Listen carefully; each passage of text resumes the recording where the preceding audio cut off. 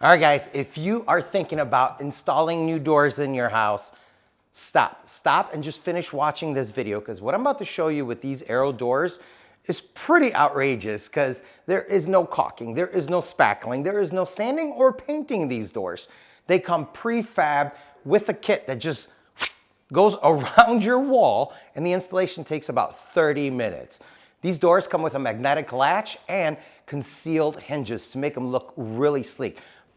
And what's really cool about these doors, unlike your regular wooden doors where you're slamming wood on wood, there is a seal right here on the doorstop that prevents your slab from being damaged and keeps the noise in the room where you want it to stay. So let me show you guys how to install these, and welcome to the Comar project.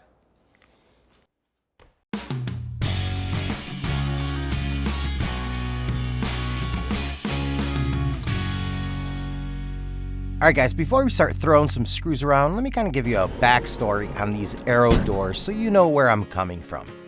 We initially bought regular wood doors from a different manufacturer, and the plan was to install them, purchase new handle hardware, put on the casings, caulk, spackle, and sand everything before handing over the painting to a professional painter because we were just running out of time and needed to get moved back in. But then my carpenter told me about these beautiful European style doors he has in his basement theater that have amazing sound insulation, and you don't have to do anything after you install them. They come completely pre-finished with all the hardware. So after doing a little bit of research on them, I went to his house, and sure enough, I instantly fell in love with them. So yeah, I ended up buying doors twice for this house. But we figured we're gonna renovate this house only once in our lifetime, and we wanted to get something that not only would look amazing, but last for a really long time.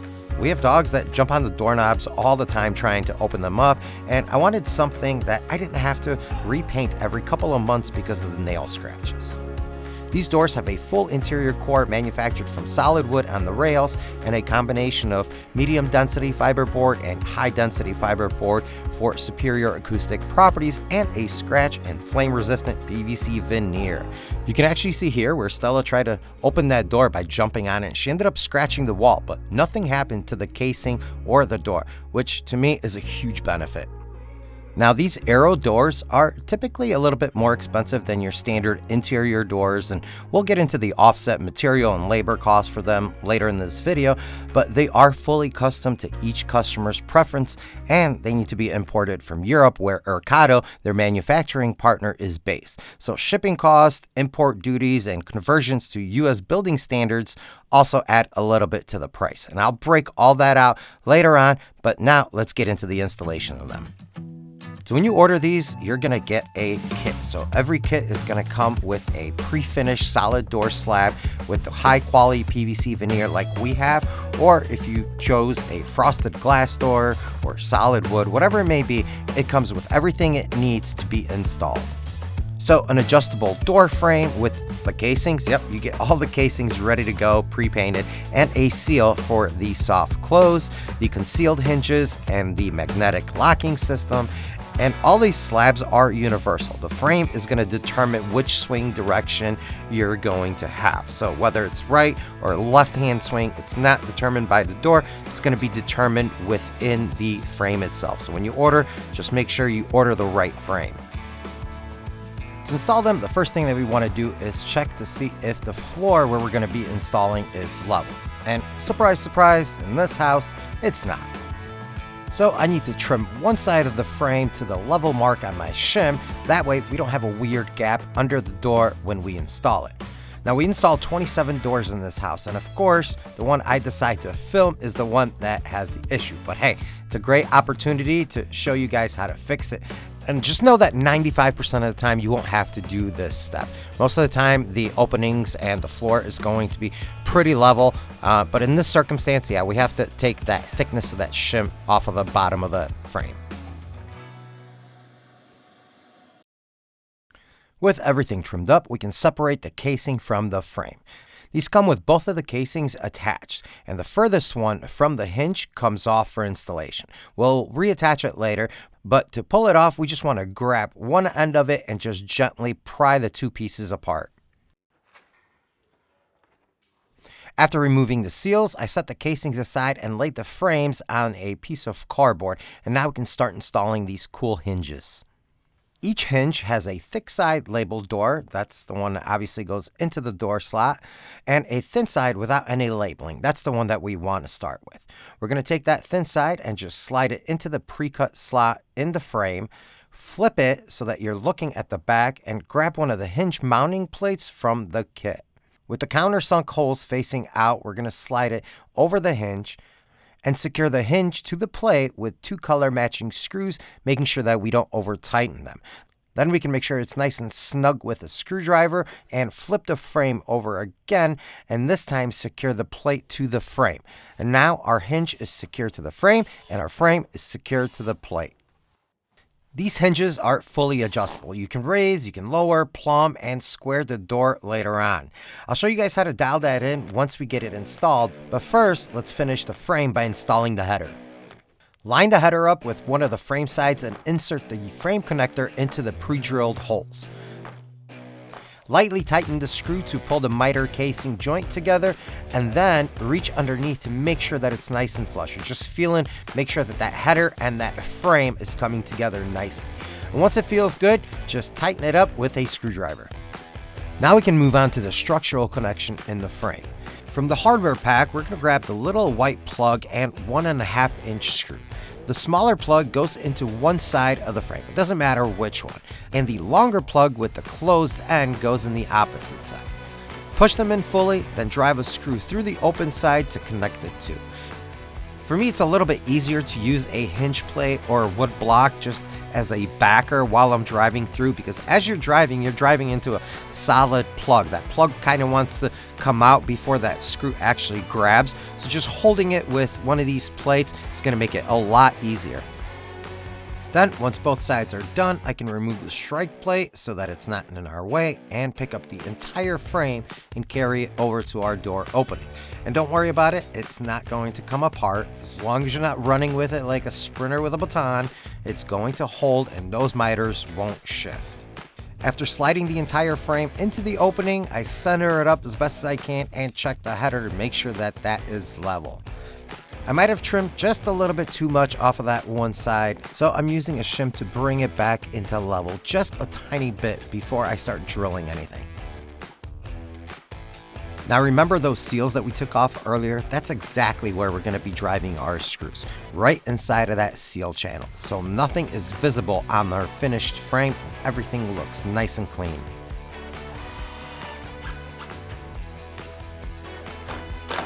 I always start by plumbing the hinge side first.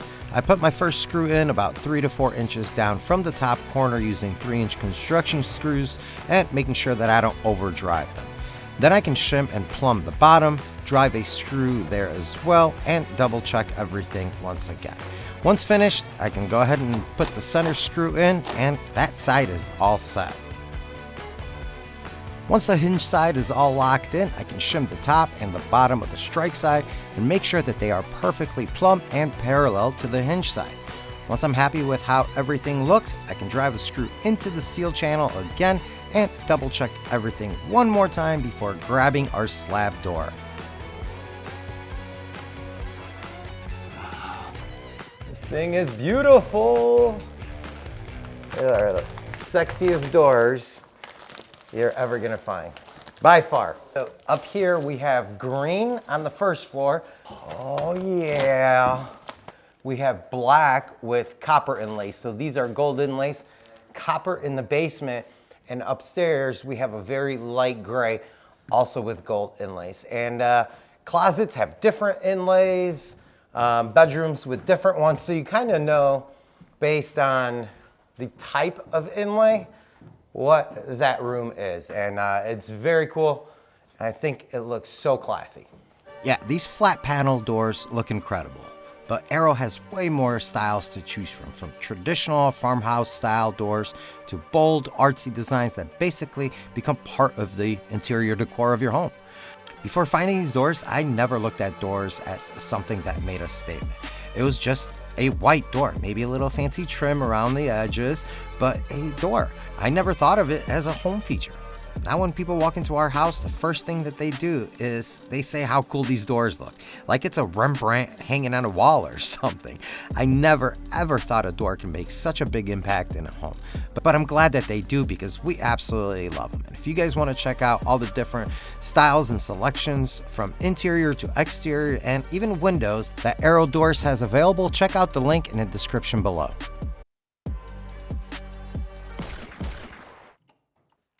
To install the slab, I first pre-drilled holes using a hinge from one of the other doors, and then I can take it over to the frame and align the hinge pocket with the hinge starting with the top one. Then it's just a matter of guiding the hinge into that pocket and securing it with the provided 1¼ inch screws.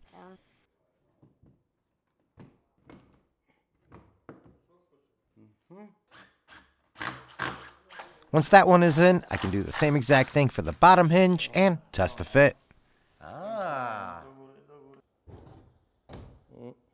So actually my floor, the brick floor that we have there, is going up a little bit. I needed to level the front section of it so it matches our hardwood floors, but then later on I didn't trim my bricks enough, so it kind of creates like a hill. And now this door is hidden. We have it jacked up as far as it goes, so we're gonna have to trim it. That's one of those things you may run into, unfortunately. Again, this is a great learning opportunity for us. My mistake, your benefit. And you never know what kind of an issue you might run into when you're installing doors. And this is totally my fault because I wasn't thinking about door clearances when they're swung open when I was installing the flooring.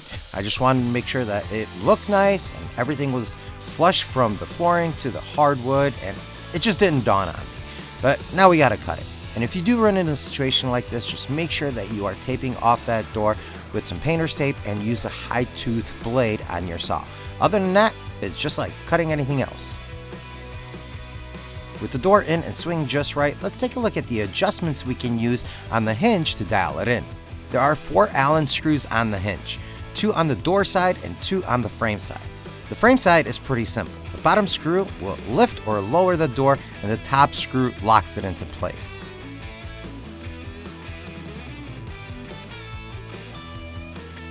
On the door side, the Allen screws are for plumb adjustments. The top screw is going to shift the slab towards or away from the frame, and the bottom screw is going to align or plumb it with the door frame, making it flush. It does take a little bit of playing around with them at first just to kind of get used to it and figure out what's what, but you get used to it pretty quickly if you have a lot of doors, and it's so nice having all of these adjustments.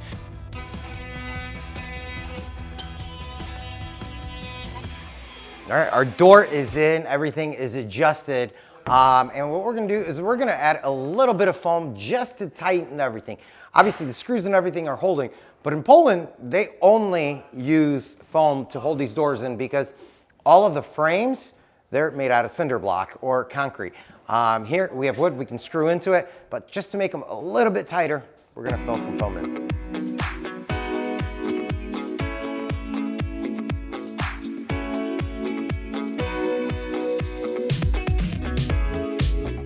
Alright, let's get this outer casing assembled. And it's pretty much the same exact thing as the frame, except you don't have any of the structural plugs like we did before. It's just the miter clip. Once we install the tongue of the casing into the groove, it's going to hold with a nice friction fit, and it's going to look like it's part of the full frame assembly.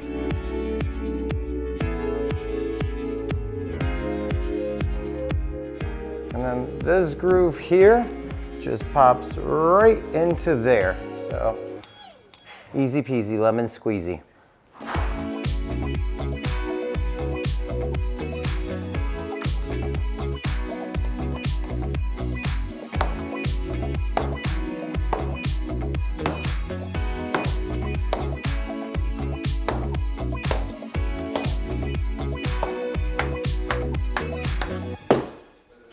All right, so that's pretty much it for the frame and the door. And now we're gonna install the handles. The handles are in a league of its own.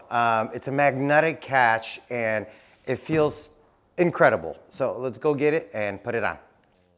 We went with a square gold handle, modern and super clean, but installing them is a little bit different than your standard doorknob, so pay attention.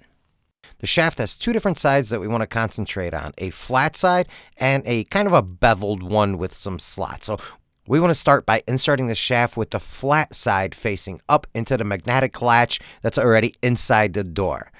Then slide the backer plate with the notch facing down over the shaft, drill one pilot hole, and drive a screw to hold that into place. Now adjust the backer plate so that the shaft is perfectly horizontal. This is going to determine how your handle is going to sit on the door. There is no rush here. A little tiny adjustments, putting the handle on and taking it back off, making sure it looks good. And if it doesn't, twisting that backer plate a little bit back and forth until it is perfectly level. And also, whatever steps that you see me doing here, I'm also doing on the back side. So it's the same thing on both sides of the handle. Once everything looks good, I can remove the handle and finish installing the rest of the screws to the backer plate. Then with a set of pliers, I can pull out the square spacer in the center. This is just there for alignment, and you won't be able to get the handle fully flush against the door with it there. So out it goes.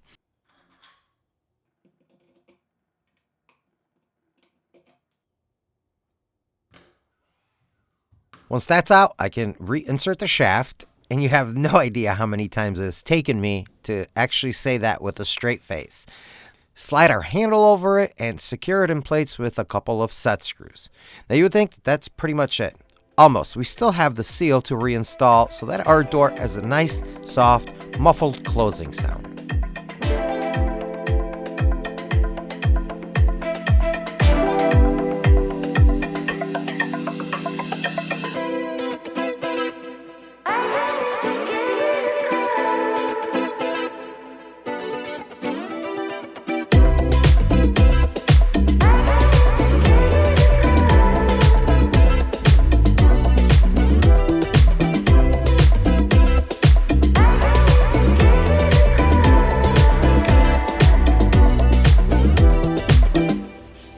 And that, my friends, is pretty much it for the installation of the interior doors.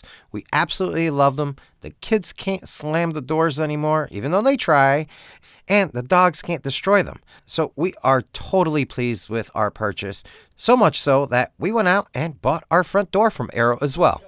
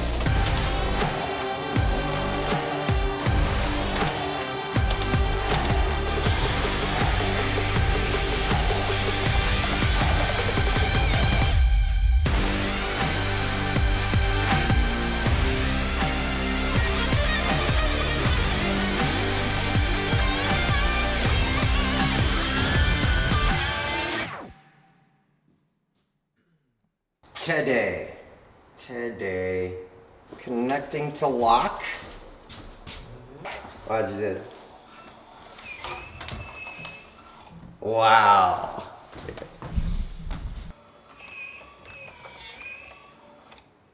And when you're just at home and you want to lock it, just touch it. And it locks itself, so no more turning a deadbolt or anything. It's just a push. Very cool. I love that thing. Pretty cool, right? Yeah, we absolutely love our front door. And with all the gizmos and gadgets that we added to it, we can open it from anywhere, set locking timers, and a couple of other security features that I'm not going to share here because, I don't want you guys breaking into my house. But just know that you can. So now with that, let's do some pricing breakdowns of what it costs us versus what we would have paid if we installed the standard wood doors we initially bought. So Aero doors cost us $650 per door. That's everything included, all the hardware, and I installed everything myself with a little bit of help from Aero. So that is my entire all-in cost per door. The original pre-hung solid core prime shaker style doors that we purchased were $280 each. And that is just for the frame and the door itself, no casing or hardware. To install the door, I figured it would take me the same amount of time as the Aero door, except I would have the casing and the handle to install. But that's pretty much a wash for me. However, we do need to add the cost of materials of that. To trim both sides of the door, I would have bought roughly 40 linear feet of casing at $3 per foot, so that's $120. A nice modern pass-through door handle would run us about $40. Then we have to add a tube of caulk at $8 and a little bit of spackle sandpaper at about $10. Then I would have about an hour of caulking, spackling, and sanding, and we're going to go on the light side, $100 per hour for that. And that brings us to the painting of the trim and the doors. And we did get a couple of quotes for that before any of this started. And the least expensive one we got was $130 per door. That's taping everything off and applying 2 coats of high-grade paint to the door and casings around them. And that puts us at $688 if we were to go with the traditional door installation, which means that we actually save $28 per door. Now, it may not seem like a lot, but when you take into consideration the amount of time it would take to put them in and the future maintenance, it makes a huge difference. So hopefully that puts things into perspective for you guys and helps you make a decision on the types of doors that you want for your home. I have zero regrets that we made this change and couldn't be happier with how everything turned out. If you guys are looking to get new doors for your home, definitely check them out. There's a link in the description below that you can see all the options and maybe just do the math for yourself to see if these are right for you. Thank you so much for joining me on this experience. I will see you guys next time.